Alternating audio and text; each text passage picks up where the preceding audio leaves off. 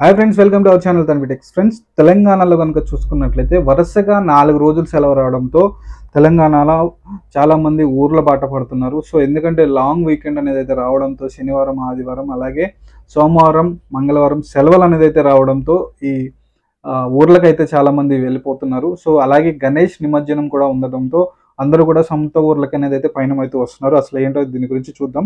తెలంగాణలో పండుగలు, సాధారణ సెలవు దినాలు కలిపి మొత్తం 4 రోజుల పాటుగా సెలవులు అనేది అయితే వచ్చాయి. సెప్టెంబర్ 14 చూసుకున్నట్లయితే రెండో శనివారం, అలాగే 15 ఆదివారం వచ్చింది. 16వ తారీఖున చూసుకున్నట్లయితే సోమవారం మిలాన్ ఉన్ నబీ అనే పండుగ అనేది అయితే రావడం జరిగింది. సో ఆ రోజు ప్రభుత్వం సెలవు అనేది అయితే ప్రకటించింది.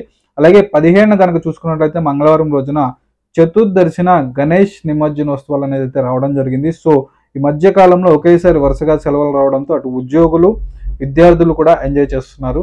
ఎందుకంటే 4 రోజుల సెలవులు ఆల్రెడీ 2 రోజులు అయిపోయినాయి, ఇంకా 2 డేస్ అనేది అయితే ఉంది. సోమవారం, మంగళవారం కూడా సెలవులు రావడంతో పిల్లలందరూ కూడా సొంత ఊర్లకి, అలాగే వినాయక నిమజ్జనాలకి కూడా బయలుదేరుతున్నారు. వాళ్ళ సొంత ఊర్లకు బయలుదేరి ఎంజాయ్ చేయడానికి ఇదవుతున్నారు అనమాట. సో 8వ రోజు ఖైరతాబాద్ బడే గణేష్ అనేది అయితే పూజలు అందుకున్నారు. మహాగణపతిని దర్శించుకు హైదరాబాద్ సిటీతో పాటుగా పలు రాష్ట్రాల నుంచి, ముఖ్యంగా హైదరాబాద్కి చూసుకున్నట్లయితే గణేష్ ఉత్సవాలలో ఖైరతాబాద్ సిటీ గణేశుడు అనేది అయితే మెయిన్ సెంటర్ ఆఫ్ అట్రాక్షన్గా నిలుస్తాడు. సో అందరూ కూడా ప్రతి సంవత్సరం కూడా అందరూ దర్శించుకుంటూ వస్తారు. వివిధ రాష్ట్రాల నుంచి కూడా వస్తూ ఉంటారు.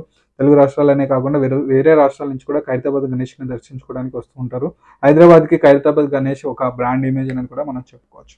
వీడియో నచ్చినట్లయితే లైక్ చేయండి. ఇలాంటి మరింత ఇన్ఫర్మేషన్ కోసం మన ఛానల్ సబ్స్క్రైబ్ చేసుకోండి. Thank you.